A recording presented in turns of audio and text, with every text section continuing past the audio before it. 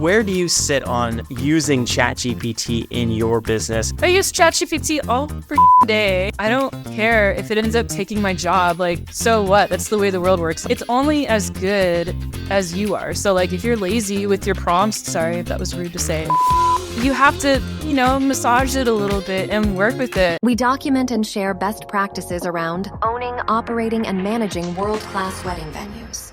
Elizabeth, thank you so much for coming on the Venue RX today. I'm excited to chat with you.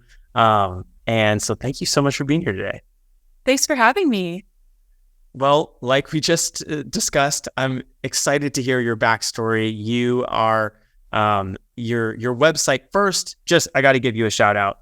Check out Elizabeth's website, Snowbed Digital. It's very cool. It's a very cool website. Okay, but I think it's because you're a very cool person from everything that I can gather so far. So tell us about all of the crazy activities. What is going on in your world? How did you get started into digital marketing?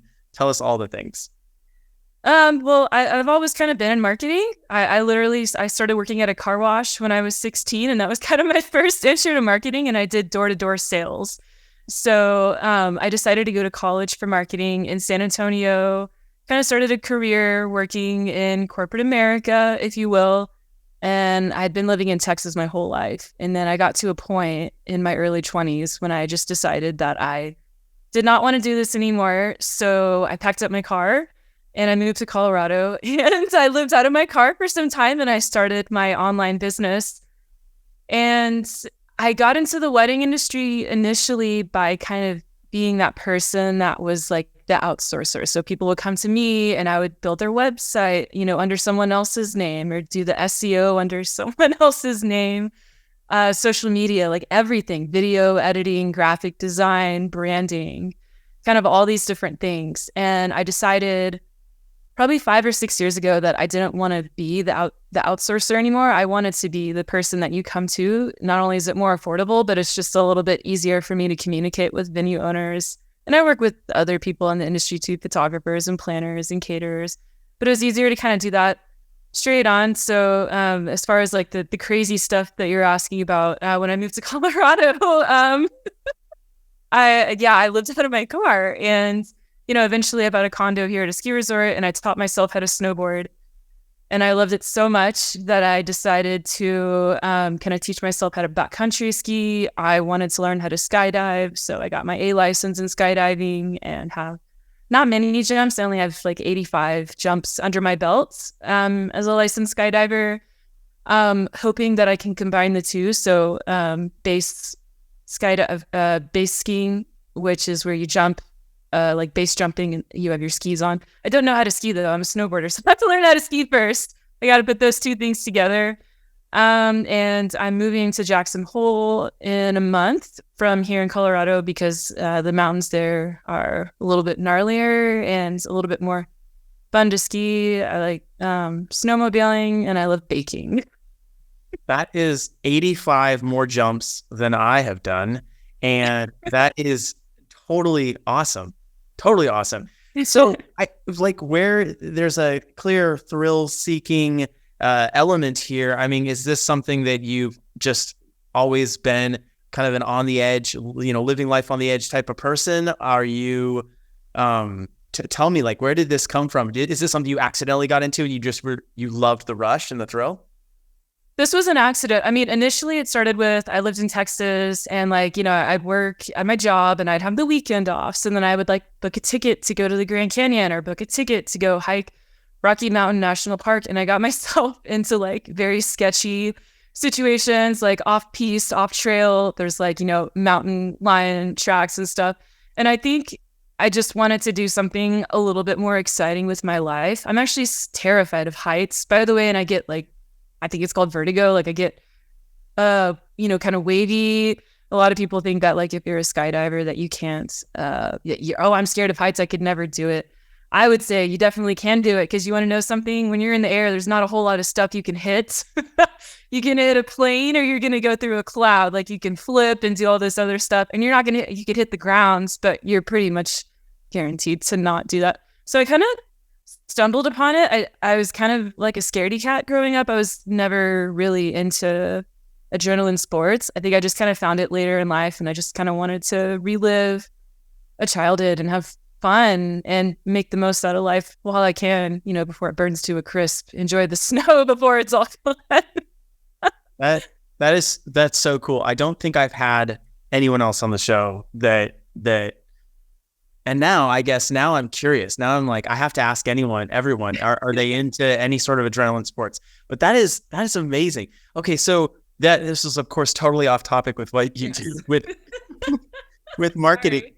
No, I love it though. How, as you started your business, and you kind of mentioned you were first doing it under, maybe other people's businesses, or maybe helping them, kind of doing work on the side. At what point were you kind of like, I love this, I can really go off on my own? And was there a moment where you pivoted specifically into the wedding and event industry, or are you you take a number of different clients? Well, I guess to answer your question, I just love working in the wedding industry because everyone is so sweet. You're usually working with a husband and a wife team, or you're working with like a mother and a son team. And that's kind of what really struck me. Yeah, and the way I found myself into the industry was by doing like that outsourcing. Someone found me on Craigslist. It just grew from there. And when I saw an invoice that was sent, it kind of made my eyes go like that. And I was like, wow, I think this industry needs something affordable, but still like very, top quality. So that's kind of how I got into the wedding industry. I've always been kind of quiet and behind the scenes. Like I don't really video chat with my clients, but a lot of them are like my really close friends.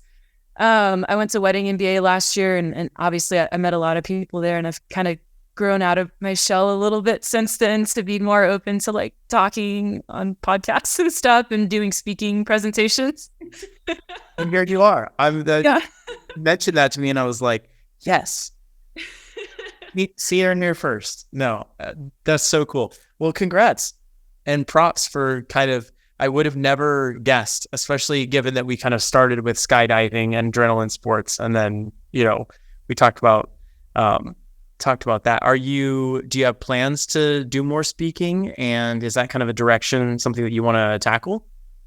Well, I am speaking at Wedding MBA again this year. It's just a short little talk. I have done like paid speaking presentations before, like to venue owners, bridal shows and such. I don't know if that's something that I really want to pursue. I think I'm more focused on just making sure that my current client base is happy. I don't outsource any of the work I do. So like taking on more work, I just always want to make sure that doesn't mean that the quality of my current work is like going out the window. These people rely on me for their livelihood and their sanity. And if I'm doing stuff like speaking all the time or not paying as much attention to them, I might do it, but I always have to have who I'm working with currently like at the forefront of my mind. I'm more focused on the present, not the future. Very cool. Let's dive into that a little bit. Who do you work with? Who's kind of your ideal client? Who do you currently serve? I work with venue owners. I do work with other people in the industry, but typically it's venue owners that, have the most marketing budget and kind of need the most help.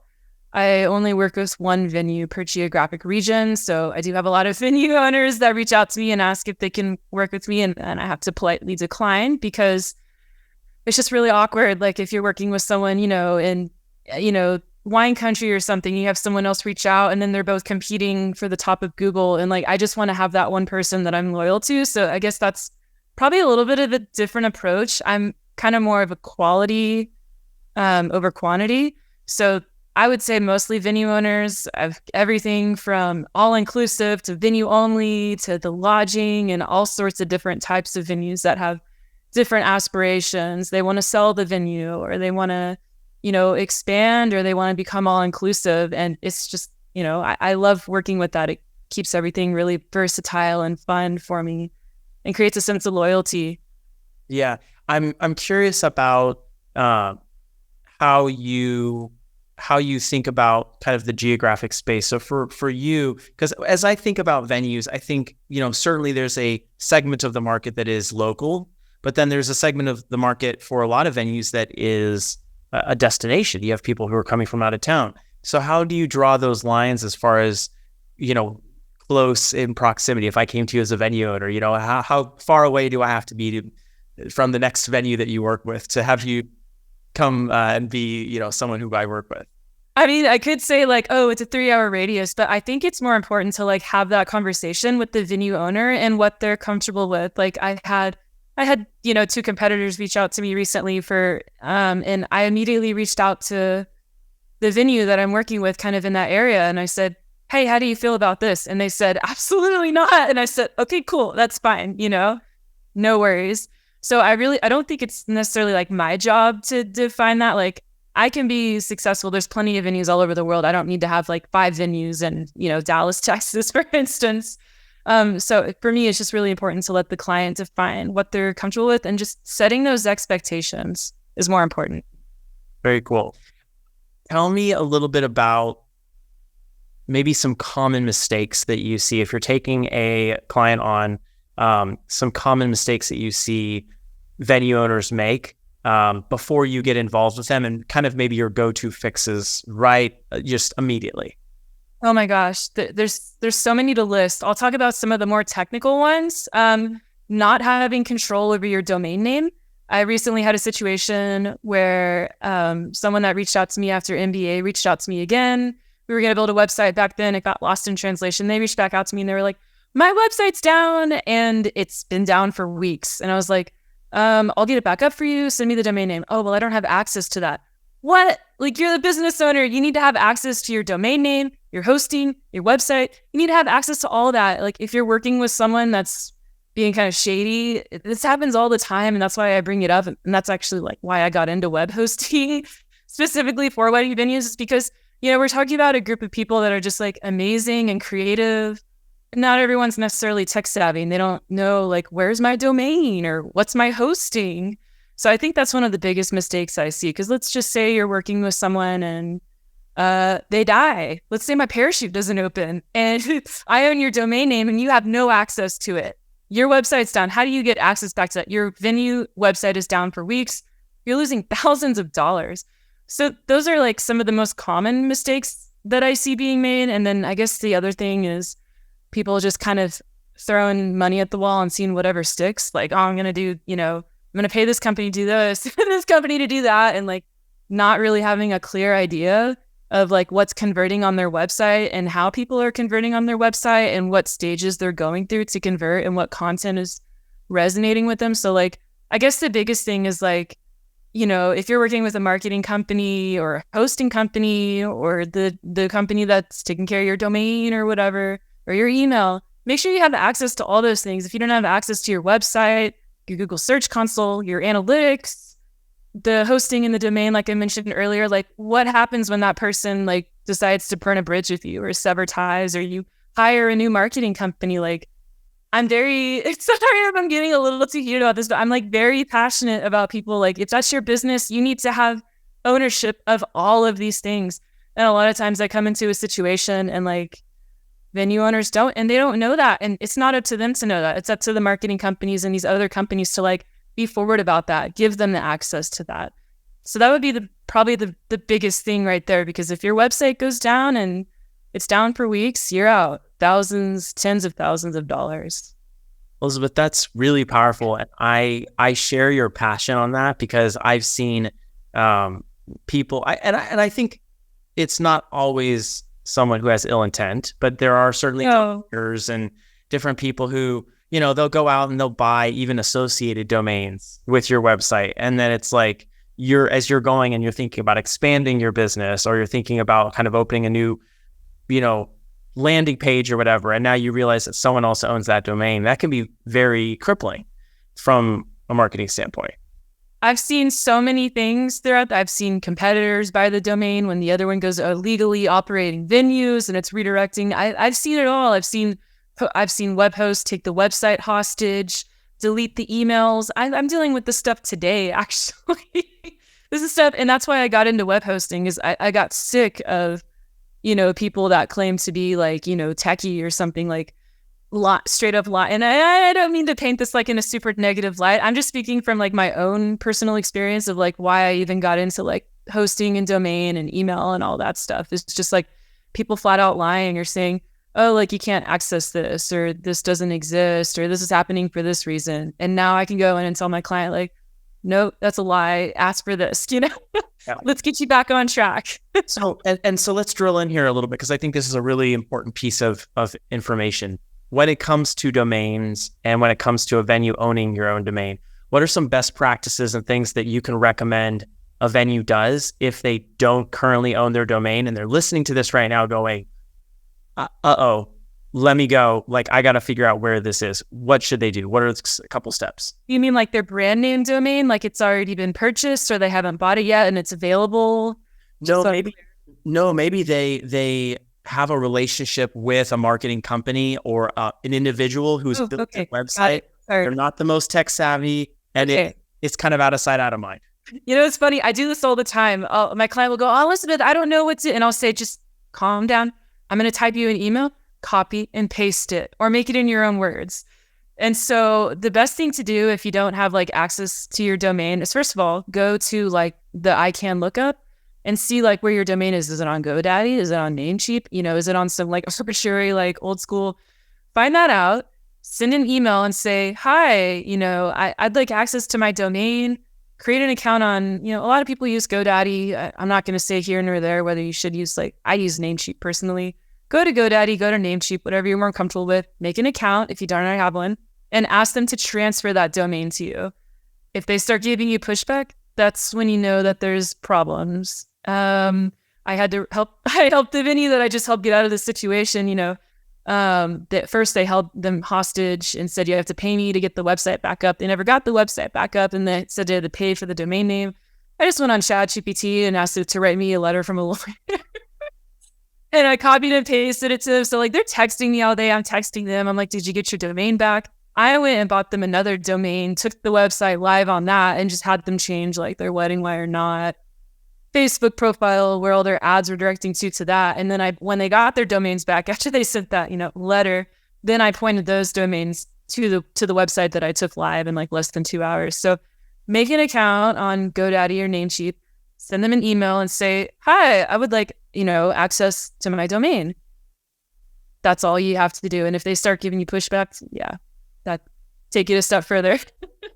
That makes so much sense. And that's ICANN. That's ICANN, right?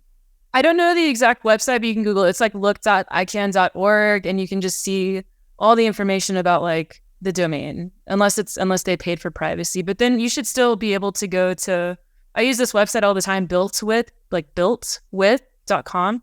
It tells me what CMS are they using, what hosting are they using, what plugins are they using, do they have a Facebook pixel? If I'm getting on a call with a client, I have an idea, are they doing Facebook advertising, do they have analytics set up, is GA4 set up? So you can go to builtwith.com as well, and kind of, if you're just kind of in the dark about this stuff, you can look it up there as well. Usually it'll tell you. That's a monster tip. That's awesome. and so for any new venue owners listening or watching this right now, really, when you know that you're going to buy a venue or you're going to go and you have an idea of a brand name, it sounds like going on, like you said, Namecheap, GoDaddy, wherever, and grabbing that domain and reserving the domain is a really good idea. Are there any best practices around naming your venue, or do you not want to make it super long?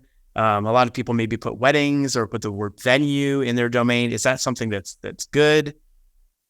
From an SEO perspective, it doesn't really matter. And, most people these days are like not looking at a billboard and then like typing out your business name. But I think like as a general rule, yes, the shorter your name, I break this rule, but not having the same 2 letters. So like mine's Snowmad Digital. So I went and bought Snowmad Digital without the extra D, because people misspell that all the time. And I would buy the domain Snowmad, but they quoted me, $7,000 for it. And I just decided that that's not worth it for me to buy that domain. It's not going to make me $7,000 more in my business. So probably keeping it short and not having the same letters, but it doesn't affect your SEO at all. It's more of like a branding. I think some of those like trendier domain names that end in like .io or .tech or something like are not like really great or widely used yet. So like at least buy your .com and your .org. .com, .org, not .net, or... I mean, you can. I mean, we could totally go down a rabbit hole. There's like thousands of extensions, but I would say like the .com and the .org. And if there's someone out there that really doesn't like you, maybe go down the list and buy a few more like .net. And because I have seen other venue owners like buy their competitors' name and redirect it, and it can happen. It's unfortunate, but it's just a part of business. So there's a venue that we were doing some work with, some venue management work, and they actually, all of their stuff is .net because someone did get the .com version of their name and they still don't have it. And so when we got the wedding side and we're building their wedding website and doing some different things, we actually pulled weddings, events. We tried to get as many varieties as possible just to make sure they were protected on the back end. Because, I mean, you're 100% right. This does happen I think more often than people would think. Yeah. And I would say, like I said, I think that's great that you did that and bought all those different extensions. Like that was definitely the right move considering someone else bought the .com. And I guess my other thing I would say is like a lot of venue owners stress about stuff like that. But if it's out of your control, don't stress about it. Move on, buy your whatever. It's not going to affect your business a whole lot. If the .com is like, unless the .com is like a real live website that's just, and then you can send a cease and desist.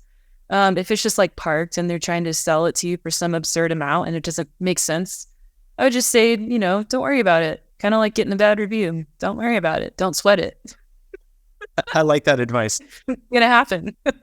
Let's drill into some things that do make a big difference. So what are some of the kind of big rocks that venue owners need to be looking at when it comes to, their online presence, say websites, say just digital marketing in general? Are there a couple of key things? Like if you had to maybe give 3 or 4 things for a venue owner that if they're going to focus their time on, they don't have a lot of attention, they don't have a lot of time, but it's just 3 or 4 things, couple of the kind of top of mind, top of funnel things, what should they be looking at? I would just sum that up with one thing, really. Your Google My Business profile. I have people that reach out to me all the time and they want to hire me. And they've got a lower budget. I end up just like sending them an email or sending them access to like videos I've made about like how to optimize their Google My Business profile. A lot of people kind of overlook it. I would say it's more important than your website because at the end of the day, like my job as an SEO, it's not to outrank other venues. It's honestly to outrank like the Not Wedding Wire. Here Comes the Guide, Martha Stewart. And I can do that all the time. A lot of that is done through your Google My Business profile, adding updates to it, just like you do social media, adding all your locations.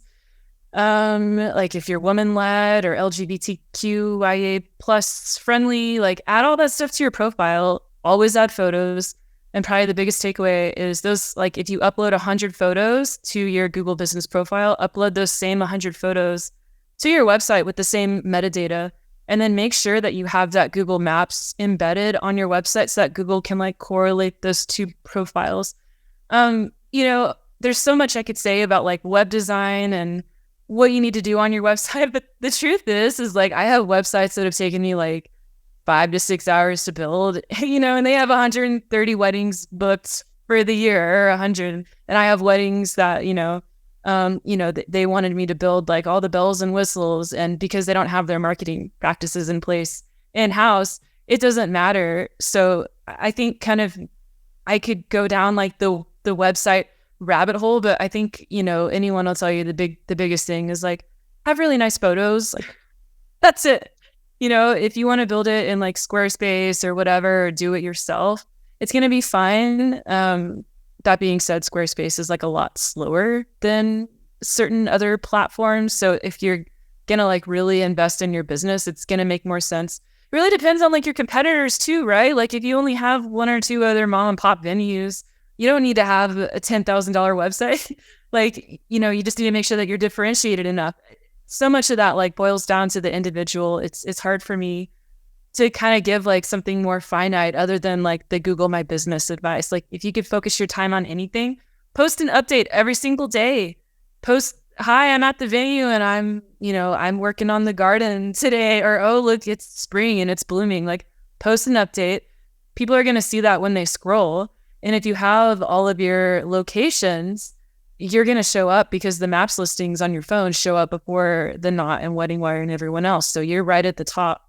And then replying to every single review on your Google business profile. I actually used ChatGPT to do that. I just recorded a video to kind of show all my clients. I'll just like tell ChatGPT like, hey, come up with really nice review replies. If I paste in the review and I just go in for my clients, copy, paste, copy, paste, copy, paste. And then it gives them a really nice review reply and try to sneak in a keyword if I can. Like, are you a Nashville wedding venue? Are you a Dallas catering, service? And sneaking in that little keyword in the description.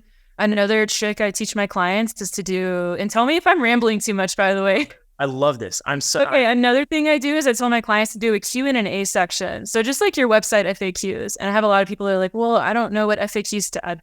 Go to ChatGPT. I'm an all-inclusive wedding venue in this location. Come up with 100 questions and categorize them by photography, catering, planning, day of, what to expect, insurance, pricing, deposits, etc. Have it come up with all that and add those Q&A sections to your Google business profile. And also sneak the keywords in there too. It all boils down to like keywords. Now, something wrong that I see venues do a lot, and I go in and I correct this of my clients' competitors, is they'll try to do something like let's just come up with like a random venue name, Blackstone Quarry, and then they'll put dash, wedding and event venue in, Phoenix, or wedding and event venue. That's bad. Don't do that. And if Google sees you doing that, they're going to flag you for trying to like stuff your keywords. I go in all the time to competitors and I remove that off of their Google business profile. Why is that? To help it out. Because Google, Google wants you to be honest and authentic. So if your business name is Blackstone Quarry, it should be called, your Google business name needs to be Blackstone Quarry. It does not need to be Blackstone Quarry dash wedding and event venue. Kind of like cheating. Does that make sense? Oh, got it. Okay, so the name you use for Google, your Google My Business profile, instead of trying to like almost don't stuff it with keywords on your Okay, that makes too much sense. Sorry if I didn't explain that well. Yeah, no. You explained it really well. It was having a hard time penetrating my head. So I have a couple other advice on Google My Business. If you have like scheduling a tour on your website, add that link to your profile. If you don't have holiday hours open, or you do have them open, spend a couple hours a day or hire a virtual assistant anywhere to like take care of this for you. It's going to get you there like a lot of the way. You don't have to be like some fancy web designer or web developer. Really, I guess it depends also like how competitive your market is. Like that's not going to fly like in the Texas Hill Country, But as far as like doing DIY stuff, Google My Business. That's huge. That's huge. I'm so excited to talk to you about AI. So we're gonna get there in just a second. You've mentioned ChatGPT a couple times, and I can't wait. But okay, I want to ask kind of a weird question, and this is just something that I've been so curious about. How much do you think marketing matters for a venue? And I know, and so let me preface this by saying it's a weird question, obviously, to ask you because you do digital marketing. But my question stems from the fact that we've got this venue. It's a location-based business. Oftentimes, it's bound by the physical features that it has. This one has a waterfall. That one has a beautiful meadow. This one has a great oak tree. Whatever the case may be. What is the true difference of amazing marketing? Like, can you take a venue from 2030, like the same venue that has the same waterfall, meadow, whatever, that has maybe 20, 30 weddings booked, and, with excellent marketing, get it to 100 weddings or leads for 100 weddings? Is that possible, or is it really anchored by other pieces of the market that like almost outweigh the marketing efforts? It is such a loaded question, but if we're just talking about like the website front, and we're not talking about like your in-house and your planning team and like your value proposition and all that stuff aside, if we're just talking about the website, like absolutely your website can make a difference. We're not talking about like buying a piece of makeup off TikTok or something. We're talking about buying an experience. This is not a used car. You have to really sell people. And I think there's all this stuff back and forth about like pricing or no pricing. I won't even get into that conversation. But like, absolutely, like if you invest and get, a photo shoot, a style photo shoot, having the best photos on your website, I would say like that is more important than anything. Like I've seen websites that I don't work with and it's just like a gallery of photos and like a little bit of information and, I'm sure they're doing great. But as far as like tying in that emotional aspect and showing like photo opportunities and showing all these different like values, the venue comparison sheet that I like to make on clients' websites, like here's what you get here, here's what you get at other venues, here's why we're so much better, but not in this words. It really can make a difference, and I have seen it make a difference.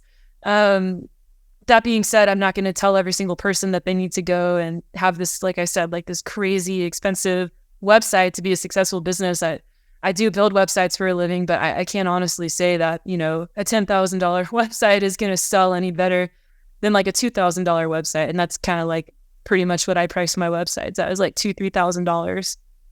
That's really honest. And that's really, I think it's cool to hear that because, and I know different people want to spend different things. Different people want to spend $10,000 or. They do. And they want the fancy animations and all that. But it's just, it doesn't necessarily convert more clients. Like it's all about the photos. Sorry. No. Really. And that is what I was interested in. It sounds like it's all about the photos, Google My Business presence, having some of those things that aren't, flaggy, like maybe putting in, weddings and events and different things. Yes. Are there other things that come to mind as far as big, heavy moving pieces of the digital marketing? If you're in a competitive area, like you're going to have to invest in either ads or SEO. I prefer SEO because I'm a very analytics driven person. So every single day of my life, I go in and I look at Google Analytics and I see, how are people finding the website? How long are they staying on the website? And what's getting the most conversions? So, if you're paying someone, I don't mean this rudely, just candidly, but if you're paying someone $1,000 a month to manage your social media for you and have all these flashy Instagram stories and stuff, but you're getting 0 conversions and it's not even part of like their touch path and the journey to converting, why are you spending that? If you're getting, 100 conversions a month from your organic search or even direct search, or like, here comes the guide, put your money there. I think I see a lot of people just, I got to be on TikTok and I've got to be on, paying for this and paying for that. And I'm kind of more of the mindset of like, well, hey, let's just like scale that back here real quick. Let's look at your analytics. Like, and now with GA4 over like universal analytics, like you can really see the customer journey. Like people don't just visit your website once and convert. That's not how it happens. They're going to all these different profiles. You can like look at their different touch paths along the journey and make more educated decisions about like where your marketing budget should go. But I will honestly tell you, the reason I'm so like entrenched in SEO and so on top of the SEO for all my clients and want them to rank the top of their state is because that's where I've seen the most conversions come from. It's not Pinterest ads. It's not Instagram ads. I'm not saying you can't make money or be successful. I'm just talking about specifically the venues I've worked with, which again is only like a handful over time. It's not, hundreds. But still, I think the information really resonates, and I think you're spot on. You mentioned 2 different things. You said GA4 and you said SEO. I want to ask you a little bit more about SEO. I think me included throw around, oh yeah, are we doing SEO? Are we not? What does it mean? If I'm hiring you for SEO, what am I hiring you to do? When someone is getting a quote for SEO, what is it and why is it important? When people hire me, it's because they want to show at the top of Google for certain search terms, whether they want to rank for their entire state, for destination weddings, for all-inclusive, for all these different like long-tail keywords. They want to rank for that. They want to be at the top of Google. When someone is searching for what they're offering, they want to show up above the Knot and Wedding Wire and not pay, out the butt for that, honestly. And I'm sorry to say that Business Insider wrote an article about that, and they quoted my article on the Knot and Wedding Wire. And really what it boils down to is you're hiring me because you want to make more money. and you want to close, you want more weddings, and maybe you want the capacity to turn away potentially problem wedding couples, sorry to say, and have a little bit more flexibility on like how many leads are coming in and getting more leads coming in and being able to decide like who you do and don't want to work with, or maybe you want to work with everyone. That's up to you. So that's really what people hire me for, is just to be on the top of Google for the keywords, and they don't necessarily know what those keywords are. That's my job. Fair. GA4, that you said, especially with GA4, what is that? Okay, so you have Google Analytics, right? So when I'm referring to Google Analytics, I'm referring to the little piece of tracking code that you put on your website, and it tracks all the site visitors that come through, how they come through, what their demographics are, what cities they're coming, what device they're using, what pages, their journey, how they got there. So there used to be Universal Analytics, and now Google, for whatever reason, decided to do away with Universal Analytics and phase over to GA4, which I love it personally, but I also think it's a little bit harder for like the average person to like look at that data and kind of know what's going on. So that's what I'm talking about when I'm referencing GA4. It's just basically like the new shiny version of Universal Analytics that we used for years. Fair. So it sounds like a bit of a positive and a negative, depending on what side of it you're looking at. It's a positive for my client. Most of my clients, they don't care how to use Google Analytics or GA4 or this or that. Like they want more conversions. It's, but for the average person that's kind of DIYing, I do think it's a little bit harder to kind of read that data. But there's like tons of tools out there or tutorials of like how to use GA4 and how to like read that data and how to set up conversions. This is like the most important thing, I would say, setting up conversions.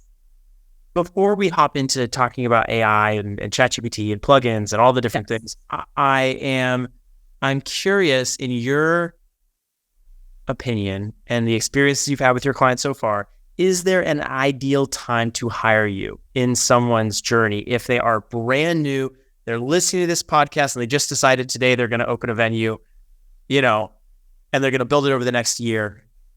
When did they hire? Do they hire you first, after they've been open for a year, after they've DIY'd a little bit, assuming they have kind of like a middle of the road marketing budget? Oh, that's a loaded question. I mean, there's different type of venue owners, and some are more business minded and some are more, this is their side thing, or maybe this is a barn in my backyard.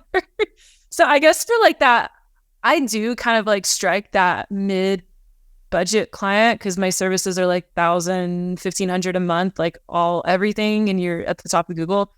And like really, I think you could hire SEO, depends on who you're hiring. But like for me, I have like an instant indexing API, for instance, that as soon as I finish writing that content and publishing it to your website, it's instantly indexed to Google. You can be ranking for that keyword in 3 hours. Or it could be 3 days. But it used to be you have to wait for like 6 months. But I can get a client ranking at the top of their state in typically about 1 or 2 months. The keywords, they keep moving up on the page, right? The more content, the more internal links, the more, I won't get too technical, but you just keep moving up and up further on the page. I think a lot of people that are kind of DIYing their SEO are really trying to focus on like, Dallas wedding venues.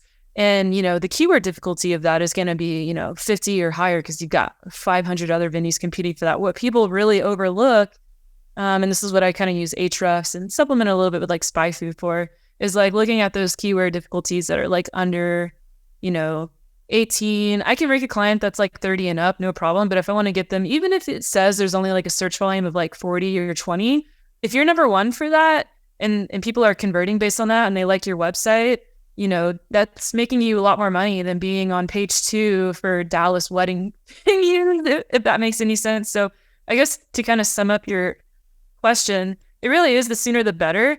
And I think a lot of people kind of have a notion that like SEO is a one-time thing. I can tell you right now, it's not. And I really wish it was, because there's other things I would like definitely love to branch into, but I have a loyalty to my clients and I got to keep them. But like the algorithm is like constantly changing, where, content that I placed it a certain way or wrote a certain thing, it doesn't work anymore. And now I'm using AI to help me figure out what in the algorithm is going to rank that content higher than everyone else. So for SEO, probably the sooner the better if you're mid-range on your budget. That makes so much sense. And I think it's almost one of those things, like you said, and it was a loaded question on purpose, but yeah, like if you have no problem with it taking a long time, it might take you 3, 6, 9 months, a year, 18 months. If you're trying to do it yourself and you're listening to the podcasts and you're going and figuring out all the tools yourself, which is a totally fair way to do it. Like, I'm not knocking that, but if you're not interested in going through that process, you would call up someone like yourself, right? And kind of spend your time as a business owner focusing on maybe client experience stuff and, letting you focus on more the digital marketing side. Every region is going to be like totally different. What works for my venue in California is not necessarily going to work for like Asheville, North Carolina. And so I just think it's really important to understand what other people are doing that are venues, looking at your competition and like how you can do that better. And I'm not saying that you can't, DIY your SEO. I'm just saying it's a lot harder now with all the AI tools that are out there, but there are some like user-friendly tools that people can use. There's like Surfer and Jasper, Frasier, whatever they rebranded to because they got like hit with the lawsuit by Jarvis. It used to be called Jarvis. It's Jasper now. There's like all kinds of like AI writing softwares out there that can kind of like help you. I don't use those softwares personally, but if you're DIYing, that would be like a great place to start.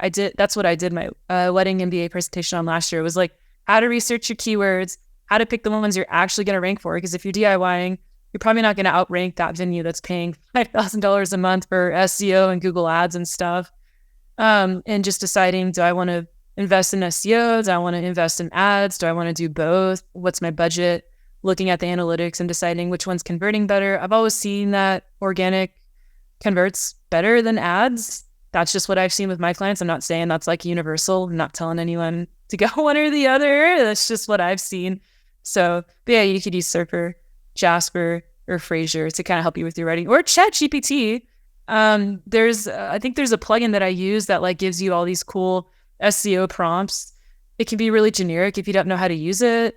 Obviously ChatGPT can just spit out really boring, like generic stuff if you don't know how to use it. But if you kind of learn how to use it a little bit more and get more comfortable being a prompt engineer, you can actually just use ChatGPT right there to kind of write your SEO blogs for you and just personalize them a little bit. Give them that chef's kiss.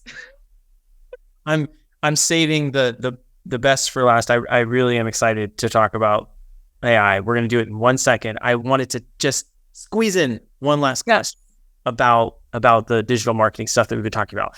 How can you tell if it's working?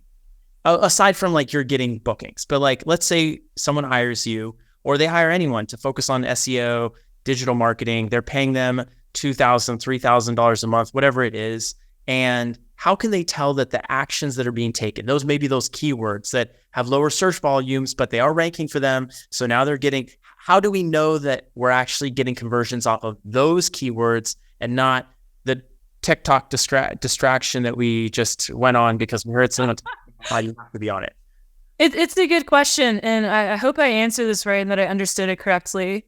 You can use Google Search Console to look and see what keywords are actually driving that traffic to your website. I do use Ahrefs a little bit more just because they have just a bigger sphere of data, and it's a little bit more. Because like, let me give you an example. Like I could have all these keywords ranking, and I'm driving 4,000 people a month to your website, pretty typical, and you're not getting any conversions. There's a disconnect there when people get to your website from the keyword and what they were expecting on your website. So really what I try to impress upon people is it doesn't matter if you're doing great at SEO, like if your website like totally sucks or doesn't resonate, which goes a little bit against what I said earlier, but I only mean it in the way of like, like if your website just doesn't make sense for the keyword, like if you're trying to rank for like all inclusive, but you're venue only, like people are just going to bounce right off your website. So probably the best way to track that data is through Ahrefs. It costs a lot of money, so probably not for the DIYer. It's $179 a month. That's what I pay every single month, but I have a lot of keywords to keep track of, obviously, for my clients and see if they're declining or increasing and what went wrong, what do I need to do, what do I need to tweak.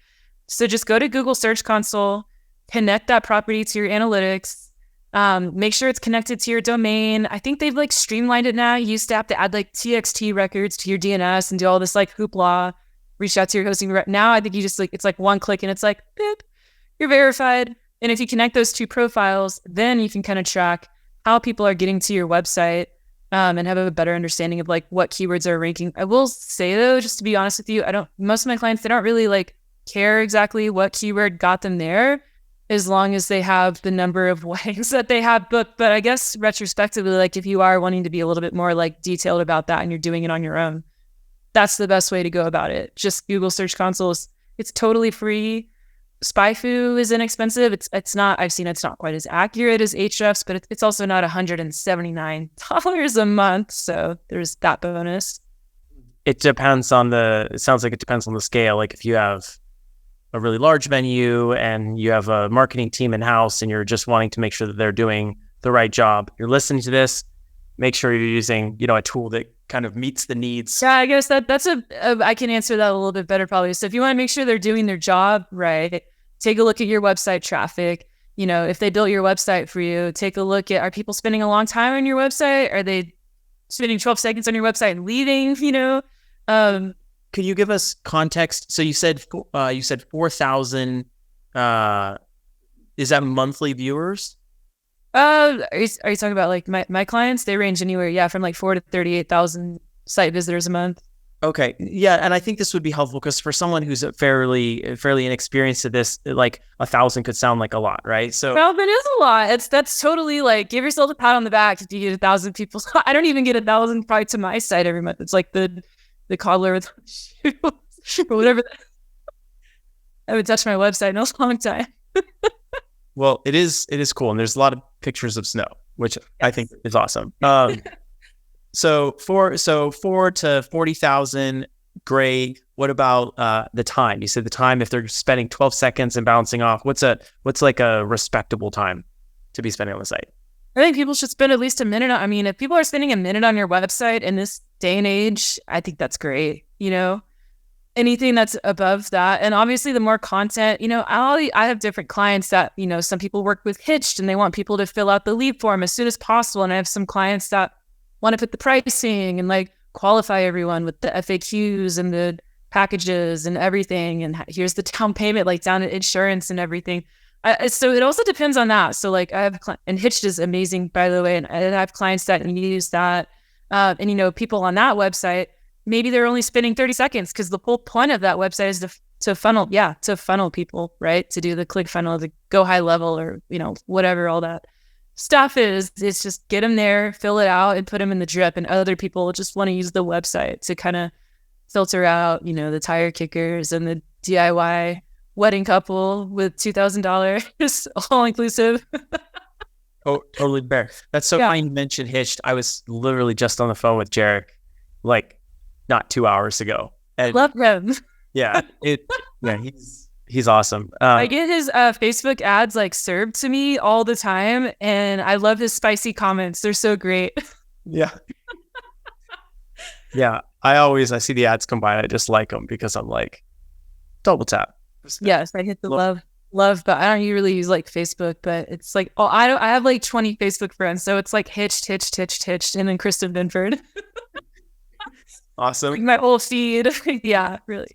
Very cool. Okay, let's talk AI. Let's talk ChatGPT. Let's talk all of the things. So some people, you kind of mentioned it before we got started, and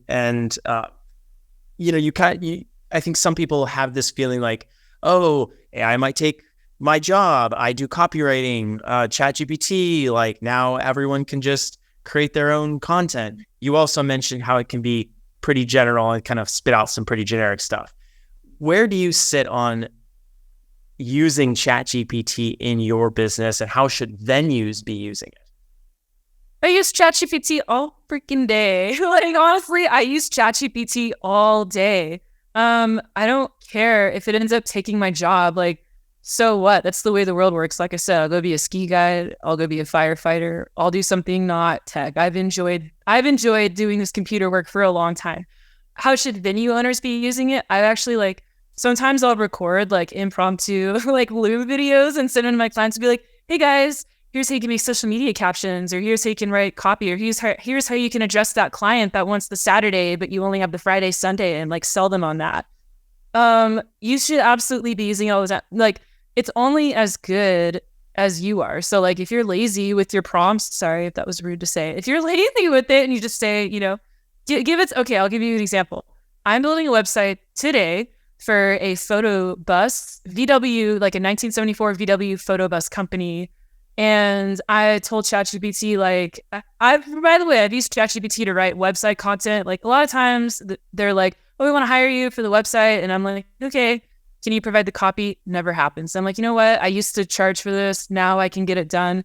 Tell it the tone you want. Tell it who you are, who your business, who your audience is. So like for this VW bus company, I'm like, hey, my company's called, Feeling Groovy. And I've got a blue bus called Birdie and a pink bus called Pinky. And you can book it for your weddings or your events. And I want you to write some compelling marketing copy. Make it sound human. Make it sound, don't be repetitive. And, 9 times out of 10, it's going to spit out like 1,200 paragraphs. It's going to, and you look at it and you're just like, you just said the same thing for like 5 paragraphs straight.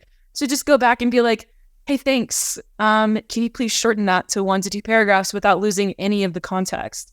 Like, you have to, massage it a little bit and work with it. And, sometimes I tell it, write this in first person. So like, I'm writing about like, hey, I'm Pinky, the photo bus, and I can't wait to be at your, and I might write it in third person. Just go back and be like, hey, can you write this in first person or third person? Or, hey, that sounded robotic. Or, my audience is wedding couples that are emotional, or if you're writing a specific page, like I'm writing a page for my website and I'm doing FAQs, like I told you earlier. Can you help me come up with the FAQs? Can you help me come up with a intro to my venue comparison? What do I want people to know about my venue that's special that I can convey in like 5 seconds in a few words?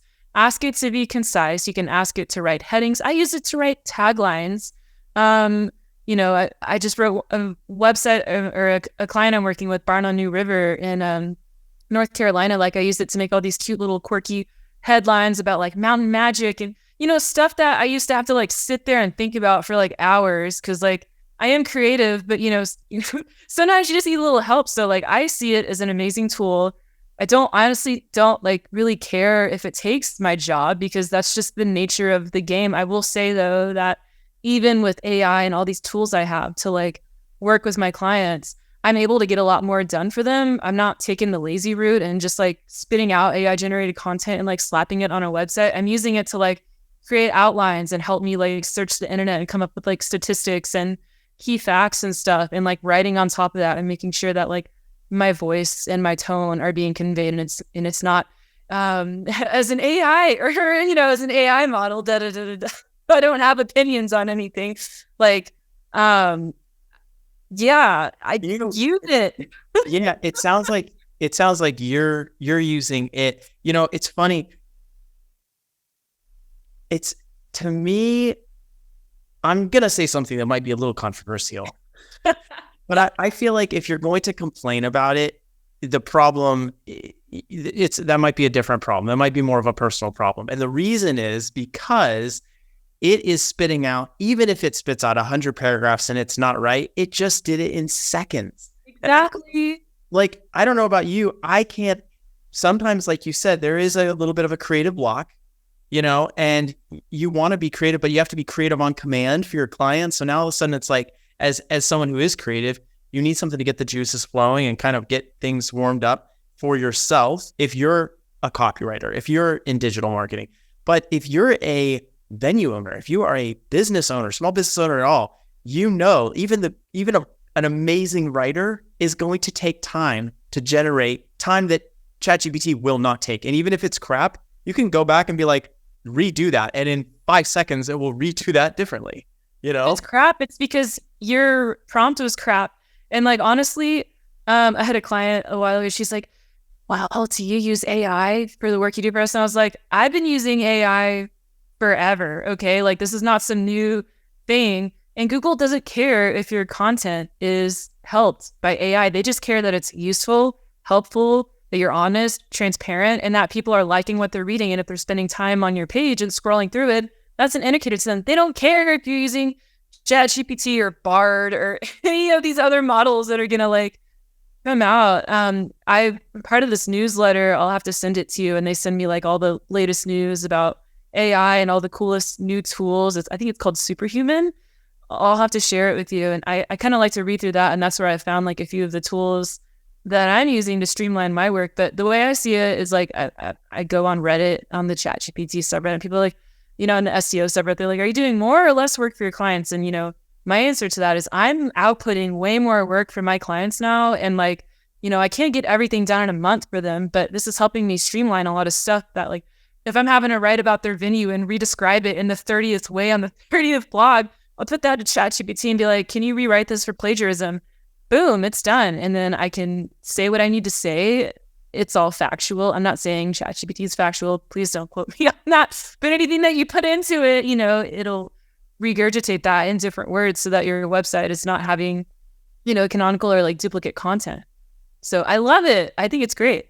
And I'm so excited that you love it because I love it too. And I think it's just the best thing for small business owners. Well, and we're going to have to talk about this more, like probably even after we get off. But when we talk a couple, because I love Superhuman, but I'm part of also the Rundown and Ben's Bites. And Ben's okay, so you're even more like in it than I am. Oh, it's a problem. I love it. Yeah, it's a major problem. But we'll get into it. I'm wondering, let's talk about prompts, because I think you said prompt engineer, and I think prompts are the unlock here. Like if you know how to write a good prompt, it's only as good. ChatGPT is like the smartest thing ever, but it's only as good as the question that you ask it. If you ask a dumb question, you're going to get a dumb answer, kind of thing. That's exactly right. So can you give venue owners some advice on how to write good prompts for content for social media and their venue sites? Yes, I can sum this up in one sentence, basically. If you don't know how to write a prompt, ask ChatGPT how to write the prompts. I'm a business owner and I'm trying to make a social media caption. I'm a wedding venue owner and I'm trying to speak to a wedding couple. Just ask ChatGPT. You see all these things coming out where people are like 1,500 of the coolest chat. It's just like, I understand because not everyone's like tech savvy, but if you're a venue owner and you're watching this, just ask ChatGPT. Don't pay someone, $50 or whatever for some prompts, because you can ask it what it wants and I'll say, hey, I want to write a social media caption. Can I describe the photo to you or something like that? Or what do you need from me? He or she or they or, whatever. They're your best friend. So ask them and be like, and also ask them do you need any more context? Did I miss anything? And just have the conversation. I will say with 4 instead of 3.5, it seems to be forgetting things after a couple prompts. Just go back and copy and paste that. It's still going to take you less time than figuring it out on your own. I promise you. I've used it to do email text drip campaigns. Hey, come up with 10 email text drip campaigns to come out with the next. Here are the blogs. Here are the discounts I want to showcase. Here's the special offers. Here's the pages I want to drive them to on the website.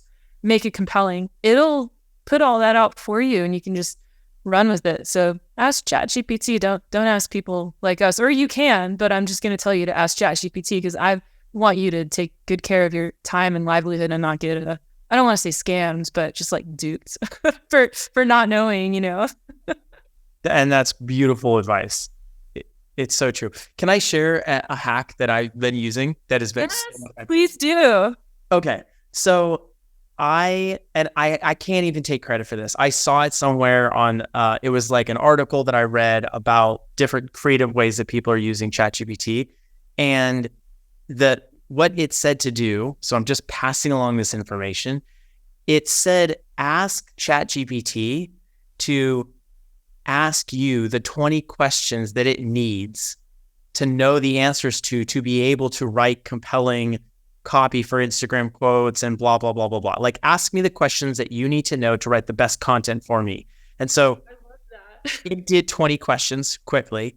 And honestly, it took me the 20, some of the questions were kind of I had to get into it. I had to write a little. And so I spent a long time. I probably spent an hour or two very completely filling out these 20 questions. Now what I do is I copied and pasted over and put in my notes. Now, anytime I need anything to do with my business or any one of the venues that we operate, I go in and I copy and paste that 20 questions. And I say, based on these 20 questions, can you write me fill in the blank? And everything. So I did invest the time once, but now everything is on voice, on brand, using keywords that I want, like all of those different things. And that has been a massive unlock for me.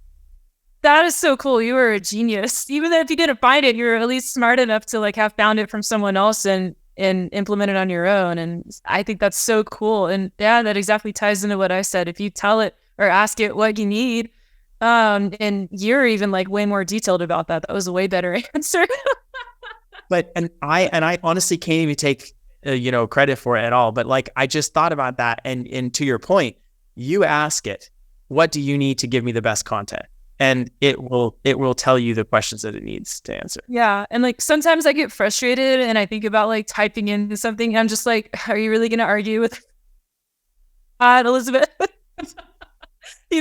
I'm just like, oh, it didn't give me what I was looking for. But it's just like, okay. And then I think about like how much faster I'm getting my work done and like how it's positively impacted every aspect of my life. And like I said, even if it ends up like negatively impacting it, I don't think it's negative because, any tech job is finite. Like even what I do with SEO is not what I did 5-10 years ago. So it's just, to me, it's like water under the bridge. Like, I guess that's kind of how I look at it. It's like, so what? What are you going to do about it? Are you going to go stop ChatGPT? Like you to go up to Congress and like, oh yeah, this has got to end. And it's like, I see writers striking and people, graphic designers, and because it can generate images and it can generate videos, and it's just kind of like, I can use AI right now to generate me an entire SEO blog, but it totally sucks and doesn't rank compared to like me doing all the work, like you were saying, you doing the 20 questions and like taking the time.